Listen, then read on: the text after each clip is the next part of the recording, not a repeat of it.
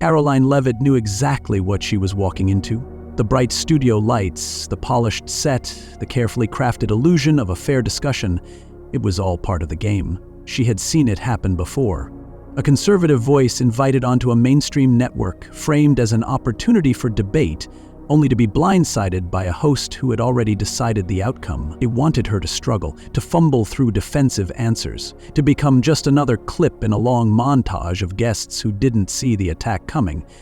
But Karoline wasn't here to play by their rules. As she took her seat across from the host, she could see it in the woman's eyes, the certainty that this was going to be another easy win. What she didn't realize was that she was the one about to lose control. Within minutes, the conversation would take a turn no one expected, and by the time it was over, the internet wouldn't be talking about how Karoline handled the interview, they'd be talking about how she won. Before we continue this story, let us know where you're watching from, and if you enjoy heartfelt stories like this, make sure to subscribe to the channel. We'd love to hear your thoughts on this story, so after watching, leave a comment below and tell us what you think. And don't forget, tomorrow, we have another inspiring story just for you. The camera slowly zooms in on the host's face, her smile perfectly rehearsed, her eyes sharp with anticipation. She's been waiting for this moment. Across from her, Karoline Leavitt sits calmly, legs crossed, hands lightly resting on her lap. She knows exactly what's about to happen. The audience doesn't. They expect the usual, another conservative guest brought in to be dissected under the bright studio lights. Another moment of television where the host plays the hero and the guest the unwitting villain. But tonight will be different. The air in the studio is thick with tension disguised as civility. The set is polished, designed to project an air of sophistication, but the real spectacle is about to unfold in the words that will be exchanged. The host leans in slightly, tilting her head just enough to make it seem like she's genuinely interested. But Karoline sees through it. She's seen this act before. The faux politeness, the carefully set traps disguised as questions, the slow build-up before the inevitable ambush. Karoline, thank you so much for being here. The host begins, her voice smooth, calculated. It's always fascinating to hear from young voices in politics, especially those who challenge conventional narratives. You've certainly made a name for yourself. There's a carefully placed pause, the kind that's meant to make the guest feel like they should smile and nod, accept the compliment before the real game begins. Karoline doesn't take the bait. She simply meets the host's gaze, waiting. The first few minutes of the interview unfold predictably. A few softball questions, just enough to establish a rhythm. The host wants to make it seem like an honest discussion, but anyone paying attention can see the tightening of her posture, the small flashes of something more aggressive behind her eyes. She's waiting for the right moment to strike, to turn the conversation into the viral moment she's been planning since Karoline's name was added to the guest list. Then it happens. The host exhales lightly, shifts in her chair, and her tone changes, just subtly, but Karoline notices. You've spoken a lot about the importance of free speech, about pushing back against cancel culture, she says, her smile still intact. But there's something different now. But I have to ask, doesn't your stance contradict itself? I mean, you've openly criticized people for their views in the past. Is it really about free speech for everyone, or just for people who agree with you? There it is, the first real move. The audience stirs, sensing the shift in energy. The trap is set. The host sits back slightly, waiting for Karoline to stumble, to flinch, to do anything that can be spun into a soundbite, a headline. But Karoline doesn't move. She doesn't blink. She simply lets the question hang in the air for a beat too long, making the tension in the room almost unbearable. Then, finally, she leans forward, just enough to close the space between them. The corners of her lips curve into something that isn't quite a smile, but something far more dangerous. The host thinks she has control. Karoline is about to prove her wrong. The studio is a masterpiece of modern media design. Sleek, minimalistic, with a backdrop of shifting blue and white lights that give an air of neutrality. But nothing about this setting is neutral. The stage is carefully arranged to create an illusion of balance, the lighting meticulously adjusted to make the host appear warm and inviting, while the guest seat is positioned just slightly off-center, a subtle psychological trick that makes them seem out of place. The audience, a curated mix of spectators, journalists, and industry insiders, sits just beyond the glare of the overhead lights, their faces dimly visible but their presence felt. They aren't here just to watch, they're here to react, to be part of the moment the producers are hoping will explode across social media within hours. The host, a woman in her late 40s with sharp features softened only by her practiced expressions, is a seasoned television personality. She has built a career on being both charismatic and ruthless, a master of the elegant ambush. She knows how to lead a guest into a comfortable rhythm before dismantling them with a single, well-placed question. Her movements are controlled, deliberate. The way she crosses her legs, the way she tilts her head just enough to seem thoughtful, the way she keeps her voice light even when her words carry the weight of a challenge. She doesn't raise her voice. She doesn't have to. The game is won through precision, through subtle manipulations of tone and expression that the audience absorbs subconsciously. Karoline Leavitt, seated across from her, is everything the host is not. Young, direct, unshaken. She is used to being the target, used to the skeptical glances, the dismissive tones, the carefully worded accusations disguised as questions. Unlike the host, she doesn't rely on rehearsed charm or calculated shifts in demeanor. She speaks plainly, confidently, and that alone is enough to make her controversial. Tonight, she wears a simple but sharp outfit. Nothing extravagant, nothing distracting, just enough to project authority without seeming rehearsed. Her hair is immaculate, her expression calm, but her eyes are alive with awareness. She knows exactly where she is and exactly what is about to happen. The audience is watching her closely, some leaning forward slightly, others with arms crossed, waiting to see how she will hold up under the inevitable scrutiny. Some are here to see her fail, some are here to see her fight. All of them are waiting for something to happen. The host glances at her notes briefly, not because she needs to, she has every question memorized, but because the action itself adds to the atmosphere. It signals to the audience that something is coming, that she has done her homework, that whatever happens next has been carefully prepared. Outside the camera's view, the producers monitor everything from the control room. Different camera angles are already being prepared to catch every reaction, every pause, every flicker of expression that could be used for a promo clip later. A second screen shows real-time engagement on social media, where the show's name is already trending in anticipation. They know that in a matter of minutes, the energy in this room will shift, and when it does, they'll be ready. The host finally looks up, and for the first time since the interview began, she drops the pretense of casual conversation. She leans in ever so slightly, her tone shifting just a fraction of a degree, but it's enough. The moment is here. The real interview is about to begin. The shift is almost imperceptible at first, just a subtle tightening of the host's posture, a slight narrowing of her eyes. The small talk is over. Now comes the part she has been waiting for. She rests her hands on the desk, fingers interlaced, giving the illusion of composure, but there's a sharpness to her voice now, a deliberate precision in her words. The studio lights seem brighter now, casting a cool glow over the polished set, reflecting off the glossy desk between them. Karoline can hear the faint rustling of an audience member shifting in their seat, the quiet hum of the cameras capturing every second.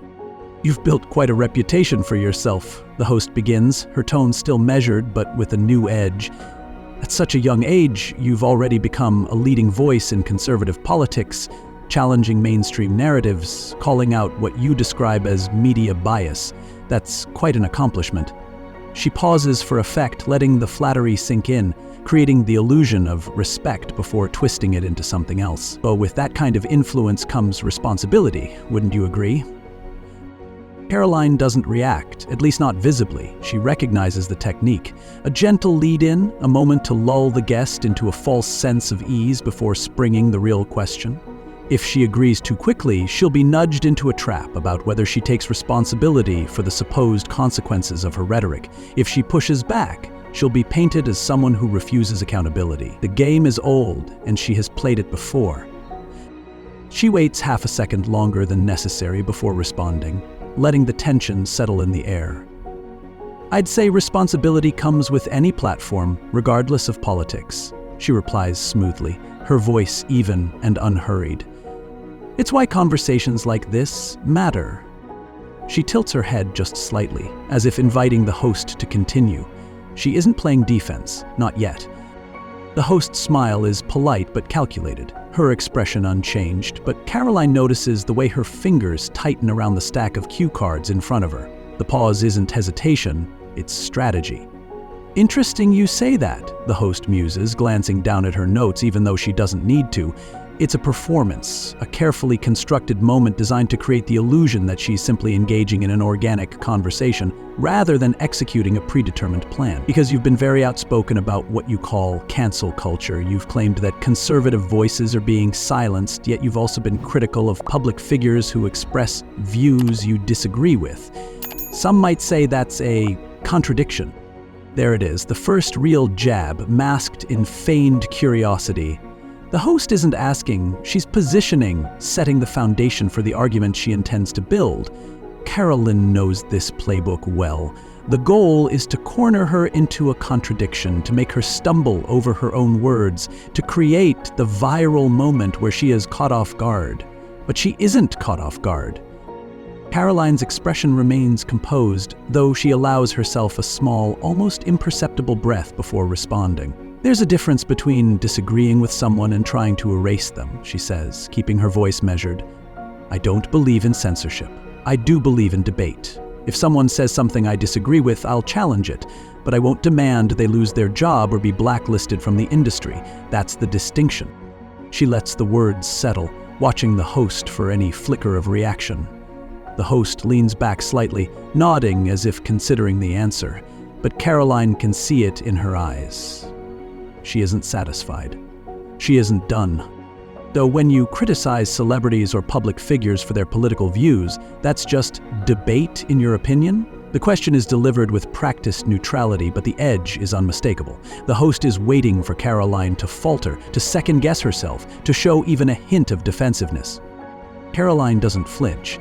If they're using their platform to shape public opinion, they should expect pushback. That's how free speech works, isn't it? She pauses just long enough before adding, "Or is that a privilege reserved for only one side?" The audience stirs, subtle but noticeable. A few people shift in their seats. Someone clears their throat quietly. The host doesn't look toward them, but Karoline can sense that she heard it too, a micro shift in the room's energy. The host's expression flickers for a fraction of a second, but she recovers quickly. "I just find it interesting that many of the same conservatives who complain about being silenced have some of the biggest platforms in media, yourself included." Karoline leans forward slightly, resting an elbow on the armrest, maintaining her composure but adding just a hint of amusement to her expression. "And yet, here we are, having this conversation on your network," she says. "If I were actually silenced, would I be sitting here?" Her voice is light, almost playful, but the challenge is unmistakable. The host exhales slowly through her nose, recalibrating. The real attacks haven't started yet, but they will, and Karoline is ready. The temperature in the studio seems to rise, though neither woman acknowledges it. The host's smile remains intact, her posture still composed, but there is a new urgency in the way she speaks now. A barely perceptible sharpness in her tone. She knows Karoline isn't going to fold easily, and that means she has to press harder. She shifts slightly in her chair, flipping through her notes with exaggerated ease, a theatrical gesture meant to give the impression that she is simply engaging in an honest discussion, that she is merely curious, that this is not a calculated attempt to corner her guest. But everyone watching knows better. "You bring up an interesting point," the host says, nodding as though she is carefully considering Karoline's words. "You say free speech means open debate, that if someone has a platform they should expect pushback. But let's talk about the kind of pushback you and others on your side give. You've personally criticized multiple public figures for their political statements. Actors, athletes, musicians. You've accused them of being out of touch, of pushing an agenda. Isn't that in a way attempting to silence them? Or does free speech only apply when it benefits you?" The words are delivered with an air of reasonableness, as if the host is merely offering an observation, but the real purpose is clear: to frame Karoline as a hypocrite, someone who claims to fight for free expression but really only wants her own voice to dominate. It's a clever strategy, one that works on guests who feel the need to defend themselves, to explain away their words, to scramble for nuance. But Karoline doesn't scramble. She tilts her head slightly, exhaling as if she finds the question amusing. There's a difference between criticizing someone's opinion and trying to destroy their career over it, she says, her voice calm, measured. I've never called for anyone to be banned, depolitized, or fired because I didn't like their views. I challenge them, I debate them, I offer a counterpoint. That's not silencing. That's exactly what free speech is supposed to look like. The host doesn't let up. But don't you think there's a power dynamic here? You and others with large conservative platforms have millions of followers. When you call someone out, your audience reacts. That can have real consequences for people. Isn't that the same as what you accuse the left of doing? Karoline gives a slow blink as if she's deciding whether or not the question is even worth answering. Then, with a slight shrug, she responds, "So let me get this straight. When people criticize me, that's holding me accountable. But when I criticize them, it's dangerous? That's quite the double standard." The host shifts slightly, her grip tightening on the cue cards. That wasn't the response she was expecting. I think it's fair to say that public figures, especially those in entertainment, have a right to express their opinions without fear of being dogpiled or harassed. Karoline raises an eyebrow, but politicians and conservative commentators don't? When I get thousands of hate messages for simply stating my views, is that not harassment? Or is it only a problem when it happens to the people you agree with? The host exhales through her nose, the first real sign of frustration. It's not the same thing, she says quickly. When celebrities speak out, they're often met with coordinated backlash, people trying to discredit them just because they express an opinion that challenges traditional norms. Karoline leans forward just slightly, her voice steady but unmistakably firm. You mean like when someone is blacklisted from Hollywood for not towing the progressive line? Or when journalists go after their advertisers to get their show canceled? Or when students are kicked out of their universities for questioning certain narratives? That kind of coordinated backlash? There's a momentary silence in the studio, just a half-sec too long. The audience shifts, a faint murmur passing through the crowd. The host doesn't answer immediately, and that alone is an answer. She gathers herself, flipping her cue cards again, though it's clear she's moving faster now, looking for a new angle. But surely you can see the concern. When powerful voices use their platforms to target individuals, it can lead to real-world harm. We've seen how online harassment can impact mental health, careers, even personal safety. Karoline nods slightly, as if conceding the point. Of course, harassment is unacceptable, but let's be honest here. When the left mobilizes against someone, it's called activism. When the right pushes back, it's called dangerous. Why is that? The host opens her mouth, but Karoline doesn't give her a chance to interject. She lifts a hand slightly, signaling that she's not finished. Let's take this show as an example. Right now, I'm sitting here answering your questions, being challenged on my views. That's fair, that's debate. But let's say tomorrow, a hit piece is written about me, taken out of context, calling me dangerous, spreading a false narrative. Let's say advertisers are pressured to drop conservative platforms. Let's say Twitter explodes with demands for me to be deplatformed. Would you call that just pushback? Or is that an attempt to silence a voice you don't like? The host's jaw tightens, just for a second, but the cameras catch it. She realizes too late that she's walked straight into the frame Karoline has set for her. The audience isn't sure how to react. They came expecting to see Karoline squirm under the host's questions. Instead, it's the host who suddenly looks as though she's being forced to defend something. The tension in the room is different now. The balance of control is shifting, and for the first time, the host realizes she might not be the one leading this conversation anymore. The tension in the studio is no longer subtle. It's thick, pressing down on the space between them. The host, once so confident, is now visibly uncomfortable, though she does everything in her power to hide it. The slight shift in her shoulders, the way her fingers tap just a little too quickly against the cue cards, the careful but hurried glance toward the producers. She's looking for an out, a way to regain control before she loses the narrative completely. But Karoline sees it. And so does the audience. For a moment, the host hesitates, just a fraction of a second, just long enough for Karoline to recognize it as an opening. The moment the scales begin to tip. The host is weighing her options, deciding whether to double down or pivot. She chooses the former. "Karoline," she says, her voice still carrying the same polished veneer of authority, but now with a sharper edge, "you're clearly passionate about this, but let's talk about the real-world consequences of this rhetoric. The idea that conservatives are constantly under attack, doesn't that just fuel division? Doesn't it create an us versus them mentality that only makes things worse?" Karoline doesn't move. She lets the words settle in the air, allowing them to breathe, letting the audience absorb the full weight of the question before she speaks. Then, slowly, deliberately, she leans forward, resting her elbows lightly on the armrests, folding her hands together as she studies the host. It's the kind of movement that shifts power without saying a word. The host feels it. The audience feels it. "That's interesting," Karoline says, her voice softer now, almost thoughtful, "because I don't recall anyone asking that question when liberal activists were calling entire swaths of the country racist, sexist, or irredeemable. I don't remember networks like yours being concerned about division when people were told they were on the wrong side of history for having an opinion different from yours.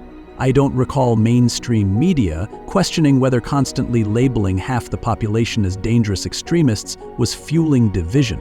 But now, suddenly, when conservatives push back, when we say, wait a minute, this isn't right, that's when it's a problem, that's when it's dangerous?" The host inhales sharply, barely noticeable to the casual viewer, but clear to anyone paying attention. She knows she walked into it. Karoline isn't playing defense anymore. There's a shift in the room, subtle at first, but undeniable. A murmur ripples through the audience. Even those who walked in tonight expecting Karoline to be outmatched are beginning to reconsider. They're watching something they didn't expect. A guest who refuses to play the role she was assigned. The host tries to regain her footing. "I think there's a difference between calling out systemic issues and painting yourself as a victim. Wouldn't you agree that conservatives have just as much access to media, to platforms, to influence? How can you say you're being silenced when you're sitting here right now, speaking to millions of people?" Karoline doesn't hesitate. "The fact that I have to sit here and defend the right to have an opinion proves my point." She lets the words land, lets them sink in. When liberals speak out, they're called brave. When conservatives do the same, we're called controversial. You say conservatives have platforms? Sure, we do. But how many times have people like me been labeled dangerous just for existing in this space? How many of us have been banned, blacklisted, had our careers threatened just for refusing to go along with a narrative? You don't get to hold the microphone and then act like everyone else has an equal voice. The host opens her mouth, but Karoline isn't done. She leans in just slightly, her tone still calm but with an unmistakable finality. "Let's be honest about what's really happening here. It's not about fairness, it's about control. It's about deciding which voices get to be heard and which ones don't. And the moment someone like me refuses to stay in the lane you've carved out for us, suddenly it's a problem, suddenly it's divisive. But I'll tell you what's really divisive. Demanding that people think a certain way, speak a certain way, believe a certain way, or risk losing everything. That's not inclusivity, that's ideological conformity, and I think people are getting tired of it." The room is silent now. Not the awkward kind of silence, not the uncomfortable pause where people don't know how to react. This is something different. This is the kind of silence that comes when something shifts.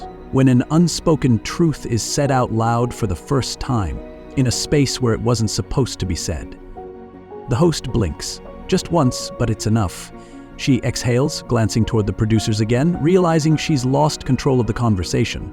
She tries to form a response, but nothing she says now will undo what's already happened. The moment has turned.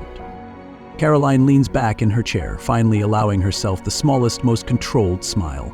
She doesn't need to say anything else, the message is already clear. The host thought she was in control.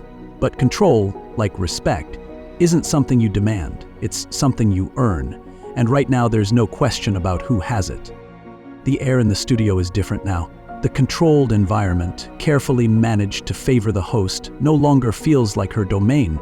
The confidence she once carried, the assurance that she would lead this conversation, that she would dictate the tone, that she would shape the outcome, has slipped. piece by piece, with every response Karoline has given. And now, it's gone entirely. The audience isn't just watching anymore, they're engaged. Some lean forward in their seats, others exchange quiet glances, aware that they are witnessing something that wasn't supposed to happen. The script is gone, the planned trajectory of the interview derailed. Karoline is no longer the guest being scrutinized. She is the one in control. The host shifts in her chair, adjusting the stack of cue cards in front of her, as if she can still salvage what's left. Her smile is still there, but it doesn't reach her eyes anymore. She knows this moment will live far beyond the studio, that clips of this exchange will be dissected, re-watched, shared across social media with captions she won't be able to control. She swallows, the faintest sign of unease, then forces herself to regain composure. "Well," she says finally, carefully choosing her words, "I think we can both agree that this is a complicated issue, and it's clear that perspectives on this vary widely." Karoline doesn't respond immediately. She lets the statement sit, lets it stretch between them, lets the audience feel the weight of what was just said. The host is trying to neutralize the conversation, to wrap it up on a note of false balance, to smooth over the cracks. It's a classic media move. When you can't win the argument, pivot to the illusion that no real argument was had in the first place. But Karoline isn't going to let that happen. "I don't think it's complicated," she says finally, her voice steady, unwavering. "I think it's actually pretty simple. People should be allowed to speak. People should be allowed to have opinions that don't conform to one side's expectations. And they shouldn't have to be afraid of losing their careers, their reputations, or their platforms just because they don't follow an approved narrative." The host exhales through her nose, nodding slightly, trying to maintain the illusion of control. But Karoline isn't finished. "What's complicated," she continues, her gaze locked onto the host's, "is pretending that this isn't happening. Pretending that the media doesn't play a role in shaping which voices are amplified and which are silenced. Pretending that people aren't afraid to speak freely because they know what happens when they say the wrong thing to the wrong crowd. That's the part that people are getting tired of. That's why more and more are pushing back." There's a shift in the audience again, an almost imperceptible murmur. The host hears it, the producers hear it. This isn't just an interview anymore, it's a moment. And moments like these don't disappear when the cameras stop rolling. The host straightens, forcing a diplomatic nod. "Well, Karoline, I appreciate the conversation. It's certainly been a lively discussion." Karoline tilts her head just slightly, recognizing the attempt to end things on her opponent's terms. But she isn't interested in playing along. "I'm sure it has," she says, offering a small, knowing smile. "Thanks for having me." She doesn't need to say anything more. She doesn't need to drive the point further. The damage is already done, not to her, but to the premise of the interview itself. She was brought here to be questioned, to be put on the defensive, to be made an example of. Instead, she walked in, held her ground, and left with the upper hand. The camera lingers on the host for just a moment too long, capturing the way she presses her lips together, the way she forces a closing remark, the way she knows, deep down, that this didn't go as planned. Karoline rises from her chair, smooth and confident as the credits begin to roll. The applause from the audience is polite, neutral, but there is an energy in the room now that wasn't there before. The producers are already exchanging glances behind the scenes, knowing what's coming next. They know that within hours, the clips of this moment will be everywhere. They know that headlines will have to be rewritten, that the spin will have to be adjusted, but they also know something else. No amount of spin can undo the fact that tonight, Karoline Leavitt didn't just hold her own. She won. The interview ends, but the real show is just beginning. Within minutes, clips start circulating online. The moment Karoline flipped the conversation, the way the host struggled to regain control, the precise second when the audience realized the balance of power had shifted, it's all being dissected, shared, and analyzed in real time. Twitter is the first to explode.